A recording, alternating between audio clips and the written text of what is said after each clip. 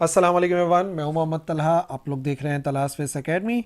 सो बच्चों, एक बड़ी इंटरेस्टिंग बात बताते हैं कि इंसान की जो एज है एक्चुअली उसको स्लो डाउन किया जा सकता है using special theory of relativity. इसी के साथ साथ जब भी कोई ऑब्जेक्ट बहुत ही ज़्यादा तेज़ रफ्तार से हरकत करता है तो बेसिकली उसकी लेंथ का कॉन्ट्रैक्ट होना, या एक और एग्जांपल अगर हम डिस्कस करें तो जब भी कोई body comparable to speed of light से ट्रैवल करती है तो उसके लिए टाइम का स्लो हो जाना, या फिर जितने भी रॉकेट्स स्पेस के अंदर भेजे जाते हैं उनके ऊपर भी स्पेशल थ्योरी ऑफ रिलेटिविटी का एक असर होता है।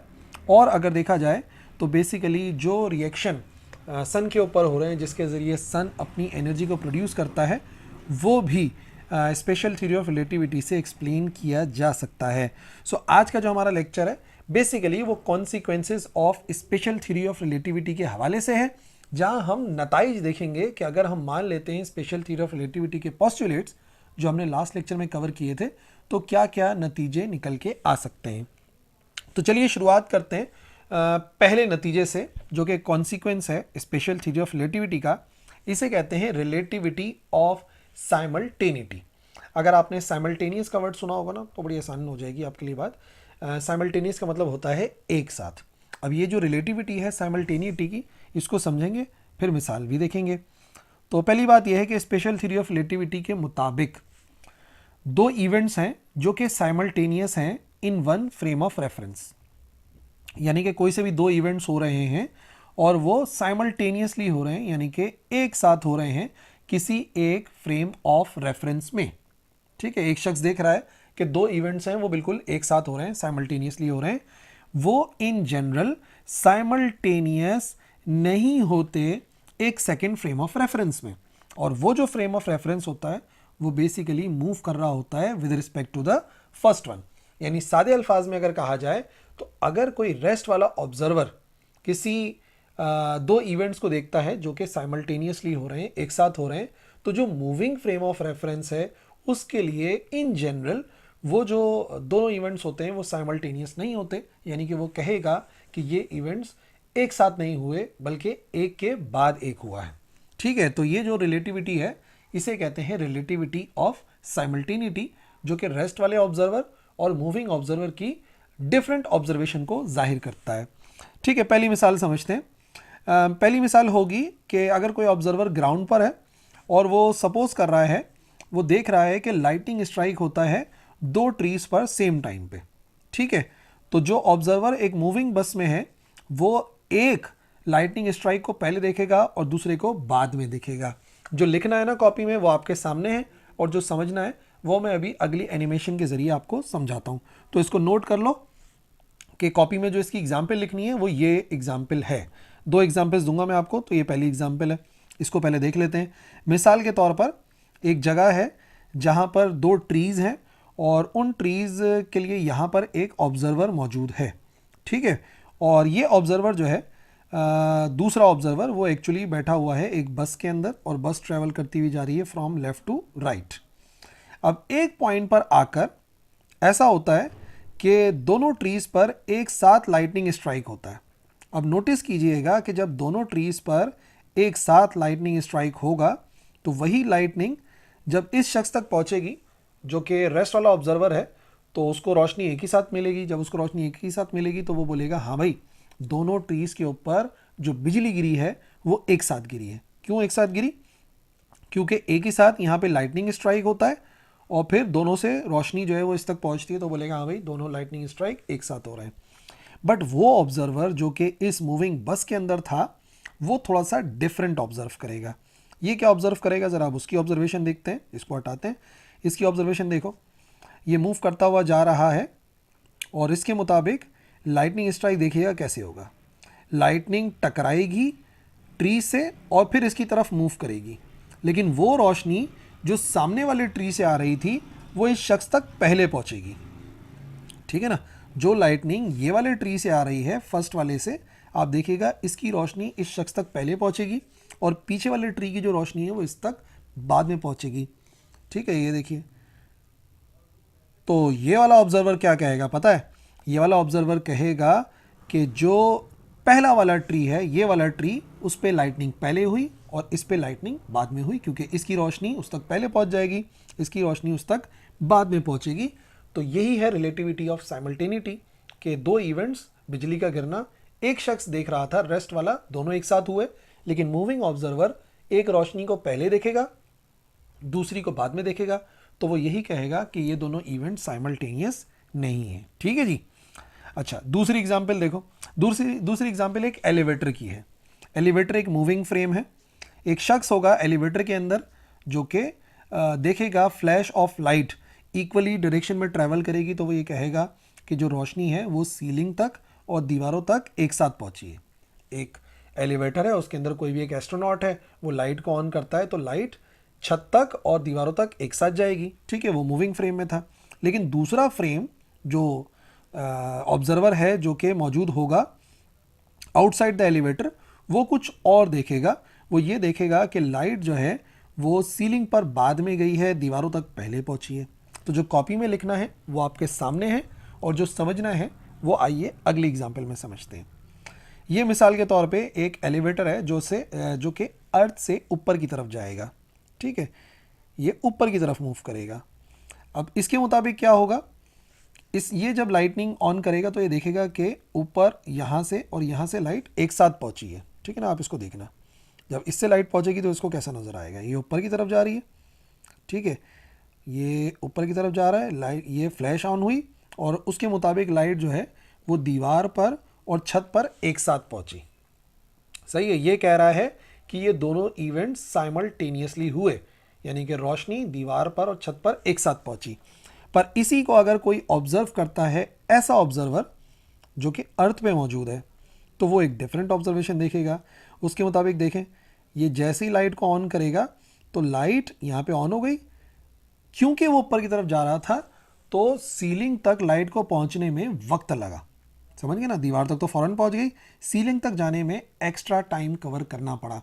तो आपने जो देखा, क्योंकि आप रेस्ट वाले फ्रेम ऑफ रेफरेंस थे, तो आप ये बोलेंगे कि लाइट दीवार तक पहले पहुंची और छत पे बाद में पहुंची, यानी आपके लिए ये जो दोनों इवेंट्स हैं ये साइमल्टेनियस नहीं रहे। ठीक है ना, क्योंकि आप अर्थ पर मौजूद थे।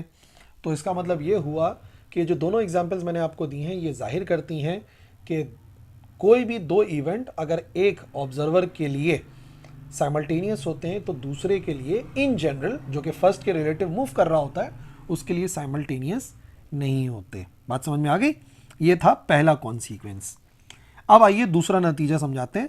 दूसरा नतीजा बड़ा ही इंटरेस्टिंग है, इसे कहते हैं टाइम डायलेशन। कॉपी में क्या लिखना है वो और फिर समझा दूंगा।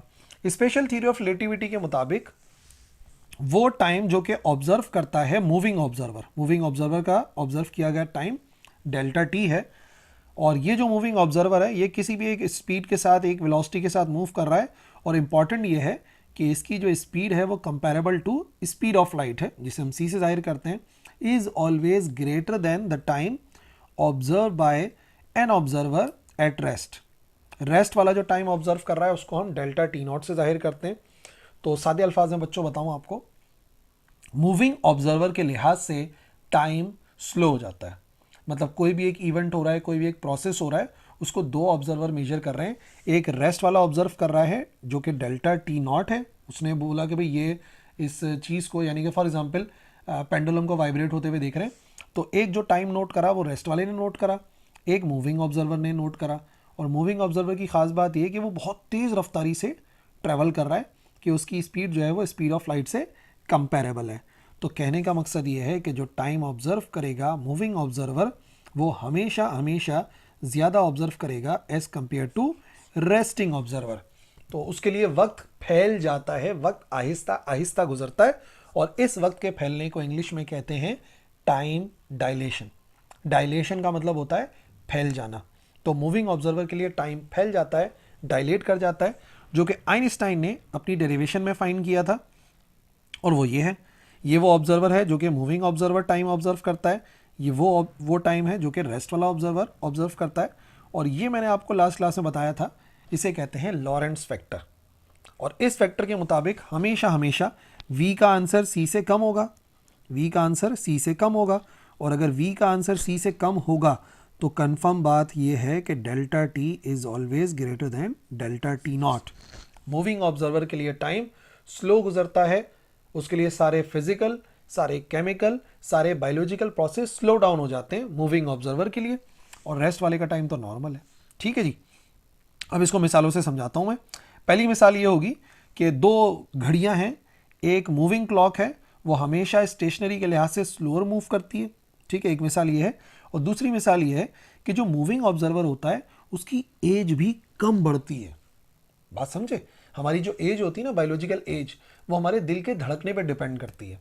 अब दिल का धड़कना एक बायोलॉजिकल प्रोसेस है, जो मैंने आपको बताया स्लो डाउन हो जाता है जब भी कोई ऑब्जर्वर मूव करता है with speed comparable to speed of light. तो नतीजे में उसकी एज भी कम बढ़ती है जो ट्रैवल करता है close to speed of light. अब एक एक करके इन दोनों मिसालों को मैं समझाता हूं आपके लिए। फॉर एग्जाम्पल कंसिडर कर लेते हैं, ये एक लाइट क्लॉक है। लाइट क्लॉक कुछ ऐसे काम करती है बच्चों कि एक फोटोन होता है, एक लाइट का एक वो है फोटोन। ये जब मूव करता है ना, लेट से मैं सपोजिशन करवा रहा हूँ कि जब ये मूव करेगा तो ये आधा सेकंड हो गया, वापस आ गया 1 सेकंड, इधर गया 1.5 सेकंड, इधर आ गया 2 सेकंड। यानी समझ लो कि जब बॉल इधर से इधर पहुंच रही है, लाइट बॉल, तो वो आधा सेकंड हो गया, यहाँ से यहाँ हो गया तो 1 सेकंड हो गया। एग्जाम्पल के तौर पर समझा रहा हूँ ये मैं आपको। ठीक है, तो ये एक लाइट बॉल है और ये रेस्टिंग पोजिशन में, तो आपने देख लिया कि टाइम किस तरीके से गुजर रहा है। ठीक है, अब क्या हुआ, ये मूव कर रही है। अब जरा आप ऊपर वाला टाइम देखें, आपको टाइम कैसा नजर आ रहा है।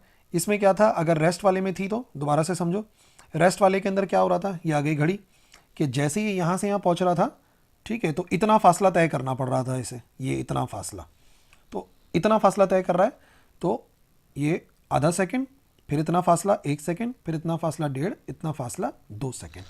कम फासला तय करना पड़ रहा है इसको आधा सेकंड गुजारने के लिए। लेकिन जब मूविंग वो होता है हमारे पास, मूविंग एक लाइट क्लॉक होती है, तो आप देखें कि ये जो बॉल है इसे कुछ एक्स्ट्रा फासला तय करना पड़ रहा है। ठीक है, ये यहां पर थी, ठीक है, फिर यहां पे पहुंची, फिर यहां पे पहुंची। अब नोटिस करने वाली बात यह है कि इसको एक्स्ट्रा फासला तय करना पड़ा, इधर से इधर तक, इधर से इधर तक। अब आपको पता है कि s बराबर होता है vt के बराबर, है ना। अब स्पीड ऑफ लाइट तो कांस्टेंट है, इसकी जगह पे तो हम c लिखेंगे। ठीक है, अब फासला ज़्यादा तय करना पड़ रहा है तो ऑटोमेटिकली टाइम भी क्या हो जाएगा, ज़्यादा हो जाएगा।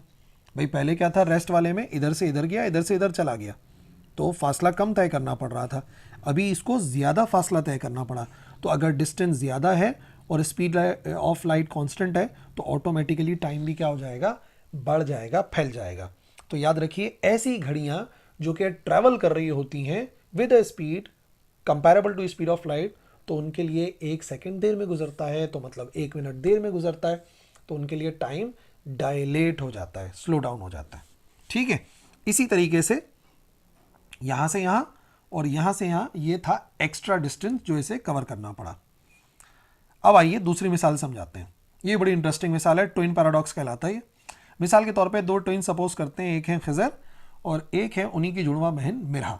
ठीक है ना, ये 2 बच्चे हैं, दोनों ट्विन्स हैं। ट्विन्स हैं तो इसका मतलब इनकी एज बिल्कुल बराबर है, बायोलॉजिकल एज बिल्कुल सेम है। अब हम क्या करते हैं, अब हम खिजर को अर्थ पर ही रखते हैं और मिरहा को हम एक स्पेसशिप में भेज देते हैं स्पेस का चक्कर लगाने के लिए। ठीक है, हमने इसको स्पेसशिप में भेज दिया और ये जो स्पेसशिप है, और दोनों को घड़ियां भी दे दी, एक घड़ी हमने दे दी मिरहा को और एक घड़ी है खिजर के पास, और देखेंगे कि घड़ी किसकी, यानी कि वक्त किसके लिए तेज़ और किसके लिए आहिस्ता गुजरेगा। और वैसे मैंने आपको बता दिया कि जब भी कोई बॉडी ट्रैवल करती है close to speed of light तो उसके लिए टाइम स्लो हो जाता है। अब क्या होगा, फॉर एग्जांपल हमने भेज दिया स्पेस में और ये मूव कर रही है 0.6 e के साथ। अब आप नोटिस करें दोनों घड़ियों को कि कौन सी घड़ी जो है वो स्लो चल रही है, कौन सी तेज़ चल रही है। तो आप देखेंगे खिजर की घड़ी तेज़ चल रही है, मिरहा की स्लो चल रही थी। तो अब अगर दोनों की घड़ियों में से खिजर की घड़ी तेज़ चल रही थी, मिरहा की स्लो चल रही थी, और ये वहाँ पर कुछ टाइम गुजारने के बाद, फॉर एग्जांपल 10 साल गुजारने के बाद वापस आते हैं, तो जो नताइज हैं वो बड़े डिफरेंट होंगे। इस वक्त आप देखेंगे जो मिरहा हैं उनकी एज कम बड़ी होगी और जो खिजर हैं वो बूढ़े हो गए होंगे। क्योंकि फॉर एग्जांपल अगर मिरहा के लिए स्पेस में 10 साल गुजरे हैं फॉर एग्जांपल, तो खिजर के लिए अर्थ के ऊपर 20 ईयर्स गुजर गए, तो खिजर की उम्र 20 साल आगे बढ़ गई, मिरहा की उम्र 10 साल आगे बढ़ी। जो इस बात को जाहिर करता है कि जब भी एस्ट्रोनॉट जाते हैं इन स्पेस और वो ट्रैवल करते हैं close to speed of light, तो उनकी जो एजिंग का प्रोसेस है वो भी स्लो डाउन हो जाता है। और रीज़न मैंने आपको बता दिया क्यों, क्योंकि उनकी दिल की धड़कनी स्लो हो जाती हैं, तो जो बायोलॉजिकल एज है वो भी कम हो जाती है। समझ में आ गई बात? दो समझा दी मैंने आपको कॉन्सिक्वेंसेज, एक तो रिलेटिविटी ऑफ साइमल्टेनिटी और दूसरा टाइम का फैल जाना। इसको थोड़ा सा और एक्सप्लेन करता हूँ फर्दर ताकि आपको बात समझ में आए। देखो, दो केसेस हो सकते हैं, स्पेशल केसेस समझो। अगर डेली लाइफ में आज तक कभी आपने क्यों नहीं ऑब्जर्व करा टाइम डायलेशन, ठीक है, उसकी वजह मैं आपको बताता हूँ। देखिए, डेली लाइफ में आपकी स्पीड ऑफ लाइट से बहुत कम होती है, तो मैं कह सकता हूँ कि v is very much smaller than c। तो अगर v स्मॉलर देन c है तो बहुत छोटी वैल्यू को बहुत बड़ी वैल्यू से अगर डिवाइड कराते हैं तो ये अप्रॉक्सीमेटली जीरो के बराबर आ जाएगा। भाई, बहुत छोटी वैल्यू का बहुत बड़ी वैल्यू से डिवाइड कराओगे तो अप्रॉक्सीमेटली जीरो ही होगा। अब क्या होगा, अगर टाइम डायलेशन के फॉर्मूले में यहाँ पर जहाँ पर लिखा हुआ था v square over c square आप पुट करेंगे जीरो, तो 1 माइनस जीरो 1 के बराबर होता है, यानी कि सीधा सीधा t नॉट के नीचे 1 आ गया, तो ये दोनों आपस में बराबर हो गए। तो मसला ये है कि क्योंकि हम लोग अपनी डेली रूटीन के अंदर कभी इतनी रफ्तार से सफ़र करते ही नहीं है कि टाइम डायलेट करें, तो इस वजह से कि हम अगर रेस्ट में होते हैं तब भी उतना वक्त गुजरता है, और जब हम इन स्टेट ऑफ मोशन होते हैं तब भी हमारे लिए टाइम सेम गुजरता है। बात समझ में आ गई? क्योंकि हमारी स्पीड ऑफ लाइट से बहुत कम होती है। अगर comparable to speed of light होगी तो यकीनन हम इसे ऑब्जर्व कर लेंगे। और हाँ, एक और स्पेशल केस बताता हूँ। सोचो अगर स्पीड ऑफ लाइट से ट्रैवल करें तो क्या होगा, अगर v c के बराबर हो जाए तो क्या होगा। ठीक है, ये आ गया v c के बराबर। इस सूरत हाल में v square over c square करेंगे तो ये बराबर आएगा 1 के, क्योंकि दोनों बराबर हो जाएंगे तो दोनों कैंसिल हो जाएंगे। तो अगर टाइम डायलेशन के फॉर्मूले में पुट करूँ तो 1 माइनस 1 आएगा। 1 माइनस 1 आपको पता है 0 के बराबर होता है। कोई भी चीज़ 0 से डिवाइड होती है, आंसर आता है इन्फिनिटी, तो उसके लिए जो टाइम है वो इनफाइनाइट हो जाएगा, गुजरेगा ही नहीं।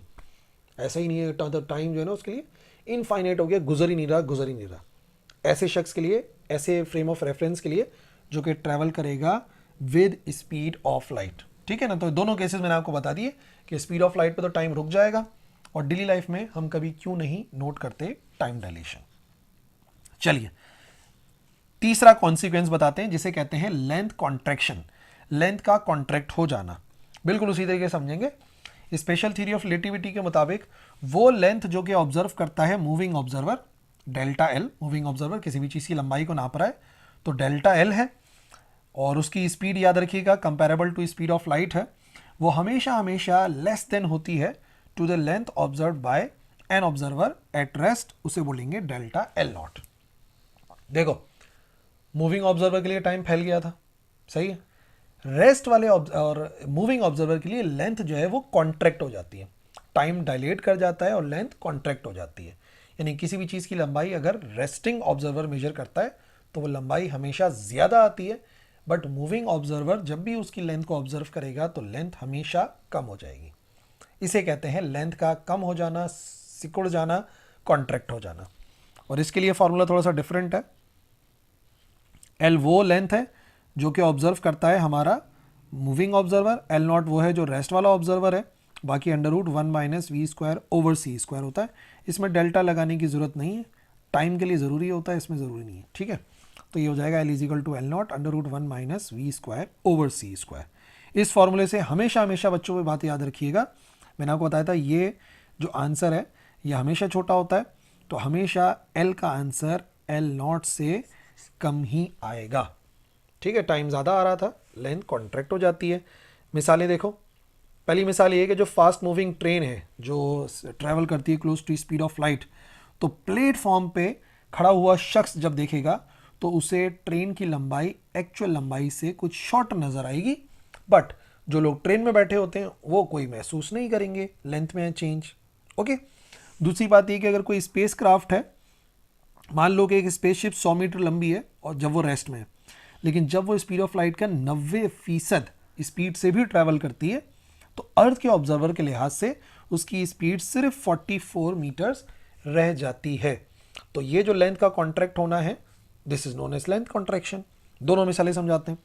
फॉर एग्जाम्पल, ये वो एक ट्रेन है, ठीक है, जो मूविंग ऑब्जर्वर ऑब्जर्व कर रहा है, तो मूविंग ऑब्जर्वर को ट्रेन की लेंथ उतनी ही नज़र आएगी जितना कि उस ट्रेन की लंबाई है। उसे नज़र आ रहा है भाई ट्रेन चल रही है, उसकी लंबाई उतनी की उतनी रह रही है।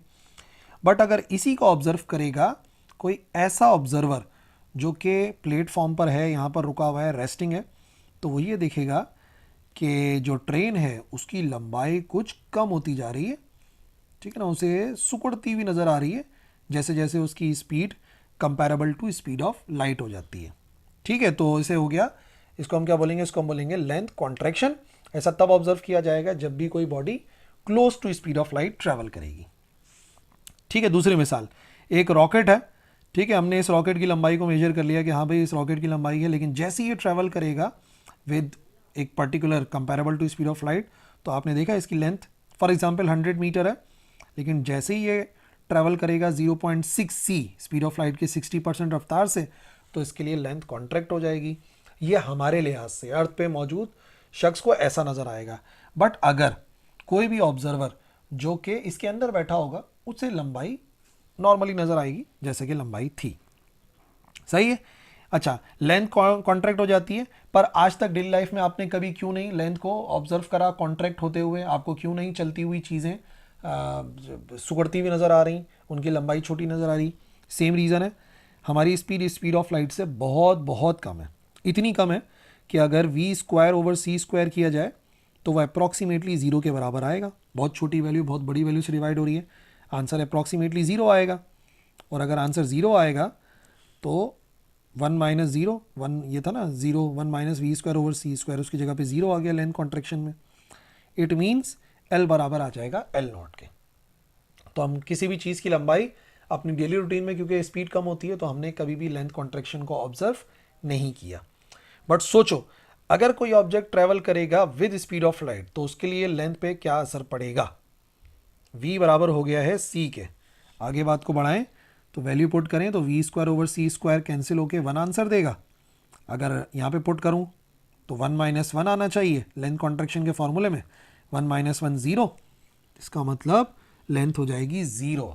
याद रखिए, जब भी कोई ऑब्जेक्ट ट्रैवल करेगा विद स्पीड ऑफ लाइट तो उसकी लंबाई आपको नज़र ही नहीं आएगी। आपको उसकी लंबाई कितनी नज़र आएगी? 0 नज़र आ जाएगी। ठीक है, अब ये बड़ी इंटरेस्टिंग बात है कि अगर स्पीड ऑफ लाइट से ट्रैवल करे तो, सही है ना। अच्छा जी, अगला कॉन्सिक्वेंस है, इसे कहते हैं मास वेरिएशन। मास का वेरी कर जाना, टाइम फैल जाता है, लेंथ कॉन्ट्रैक्ट हो जाती है और मास भी बढ़ जाता है। लेट से किसी चीज़ का मास ऑब्जर्व करता है कोई मूविंग ऑब्जर्वर, ठीक है, और वो ट्रैवल कर रहा है close to speed of light, उसका जो ऑब्जर्व किया हुआ मास है वो हमेशा ज़्यादा होता है रेस्ट वाले शख्स के लिहाज से। रेस्ट वाला शख्स अगर कोई मास देखता है तो वो मास हमेशा कम होता है, मूविंग ऑब्जर्वर के लिए मास बढ़ जाता है। This is known as mass variation. Time बढ़ जाता है, लेंथ कॉन्ट्रैक्ट हो जाती है, मास भी इंक्रीज हो जाता है। और मास का अगर आप फॉर्मूला देखेंगे तो बिल्कुल टाइम डायलेशन वाला फॉर्मूला है, m0 डिवाइड बाय √1 - v²/c²। और क्योंकि आपको पता है कि ये पूरा फैक्टर आंसर हमेशा छोटा देता है, तो इसका मतलब m is always greater then m0। ये आंसर हमेशा छोटा होगा, सो छोटी वैल्यू से डिवाइड होकर m का आंसर ऑटोमेटिकली m0 से ज़्यादा ही आएगा। ठीक है जी, इसकी मिसालें देख लो। सपोज करना मुश्किल है, लेकिन ये कि जैसे जैसे रॉकेट मूव करता रहता है, याद रखो बच्चों, उसकी स्पीड बढ़ती रहती है। रॉकेट्स को अगर मूव कराते हैं ना, तो जैसे जैसे रॉकेट मूव करते रहते हैं उनकी स्पीड बढ़ती है, और जैसे ही वो speed close to speed of light आती है उसका मास ज़्यादा हो जाता है। तो मास ज़्यादा होने की वजह से फिर उन पर एक्स्ट्रा फोर्स लगानी पड़ती है। ऐसा चलता है काम, ये फास्ट मूविंग रॉकेट्स के अंदर देखा गया है। इसी लिहाज से जितने भी इलेक्ट्रॉन्स हैं जो पार्टिकल एक्सेलरेटर के अंदर होते हैं, देखो बच्चों, पार्टिकल एक्सेलरेटर ऐसी चीज़ होती हैं जिसमें इस तरीके का कॉम्बिनेशन होता है और किसी पार्टिकल को एक्सेलरेट करने के काम में आती हैं, जैसे कि लार्ज हैड्रॉन कोलाइडर के अंदर होता है। तो जैसे जैसे इलेक्ट्रॉन मूव करते हैं उनका मास बढ़ता चला जाता है। तो यही वजह है कि फिर साइंटिस्ट जितने भी होते हैं उनको ज़्यादा एनर्जी इस्तेमाल करनी पड़ती है इलेक्ट्रॉन्स को मूव करवाने के लिए, लेकिन वो कभी भी स्पीड ऑफ लाइट तक नहीं पहुंच पाते। क्यों नहीं पहुंच पाते अभी बताते हैं आपको। आइए, क्यों नहीं मास वेरिएशन आपने कभी ऑब्जर्व करा डेली लाइफ में? रीज़न सेम है, हमारी स्पीड ऑफ लाइट से बहुत कम होती है, तो रेस्ट वाला मास हमारा मूविंग मास के बराबर ही होता है।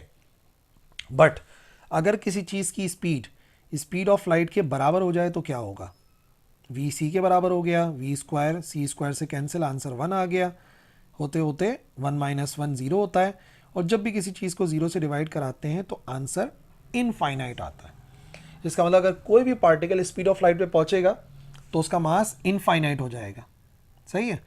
अब सोचो ज़रा, अगर मास इनफाइनाइट हो जाएगा तो इनफाइनाइट ऑब्जेक्ट को मूव करवाने के लिए जो फोर्स है वो भी हमें कैसे चाहिए होगी, इनफाइनाइट। अब यूनिवर्स में अभी तक कोई भी फोर्स इनफाइनाइट मौजूद नहीं है, तो सोचो बच्चों, अगर कोई इनफाइनाइट फोर्स ही मौजूद नहीं है तो इसका मतलब हम किसी भी ऑब्जेक्ट को अभी तक की हमारी रिसर्च के मुताबिक स्पीड ऑफ लाइट पे नहीं पहुंचा सकते, क्योंकि जितना हम स्पीड ऑफ लाइट के करीब जाते हैं मास उतना ही इन्फिनिटी के करीब जाता है, और इनफाइनाइट मास को मूव कराने के लिए जो फोर्स चाहिए वो भी इनफाइनाइट चाहिए। सो दैट्स वाई हम इलेक्ट्रॉन्स को मूव करवाने की कोशिश तो करते हैं स्पीड ऑफ लाइट से, पर आज तक कामयाब नहीं हुए। ओके जी, चलिए आखिरी बताते हैं कॉन्सिक्वेंस। ये बड़ा ही कॉमन सा है, ज़्यादातर स्पेशल थ्योरी ऑफ रिलेटिविटी के मुताबिक लोगों के जहनों में यही आता है, मास energy relation. Special theory of relativity के मुताबिक मास और एनर्जी जो है वो इंटरचेंजेबल है।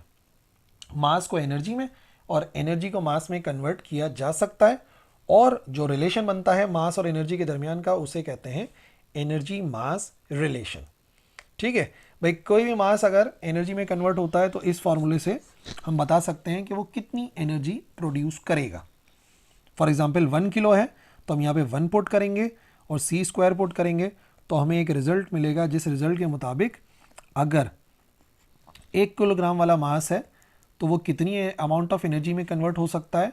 m की जगह पे 1 पुट करा, सी स्क्वायर किया तो आंसर आएगा 9 एक्सपोनेंट 16 जूल। अगर कोई भी ऑब्जेक्ट 1 किलोग्राम का है तो वो इतनी एनर्जी को प्रोड्यूस कर सकता है, जो कि हमें इस रिलेशन से पता चला, जिसे कहते हैं एनर्जी मास या mass energy relation, E is equal to M C square. बच्चे समझते हैं शायद इसका मतलब ये है कि कोई मास अगर ट्रैवल करे स्पीड ऑफ लाइट के स्क्वायर से, ऐसा कुछ भी नहीं है।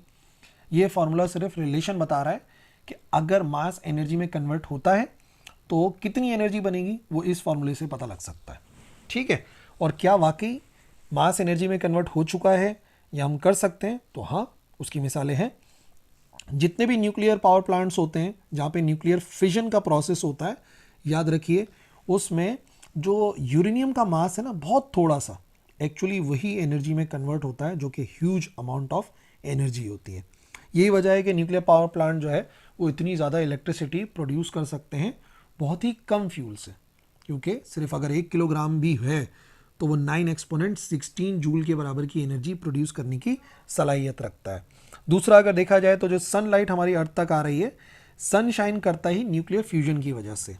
जो हाइड्रोजन एटम है वो आपस में फ्यूज़ होते हैं और बिल्कुल उनका एक टाइनी सा फ्रैक्शन होता है, थोड़ा सा मास होता है, जो कि लॉस हो जाता है और कन्वर्ट होता है लाइट में और हीट में, जो कि हमारी अर्थ तक पहुंच रही है। तो हमारी अर्थ को रोशन करने में जो अहम किरदार अदा कर रहा है वो एक्चुअली मास का एनर्जी में कन्वर्जन है। ठीक है जी, सो ये हो गया आज का हमारा लेक्चर मुकम्मल, जहां हमने पांचों कॉन्सिक्वेंसेस समझाए आपको स्पेशल थ्योरी ऑफ रिलेटिविटी के, विद एग्जाम्पल्स, विद मैथमेटिक्स, और मुकम्मल कोशिश करी कि आपको समझ में आ जाए। आई होप आपको ये लेक्चर जो है वो फ़ायदेमंद लगा होगा। That's all for this video. अल्लाह हाफिज़।